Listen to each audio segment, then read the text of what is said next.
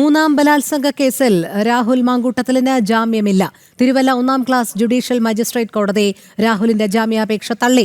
തിങ്കളാഴ്ച ജില്ലാ സെഷൻസ് കോടതിയിൽ രാഹുൽ ജാമ്യ ഹർജി നൽകും. മൂന്നാം ബലാത്സംഗ കേസിൽ രാഹുൽ മാങ്കൂട്ടത്തിൽ ജയിലിൽ തുടരും.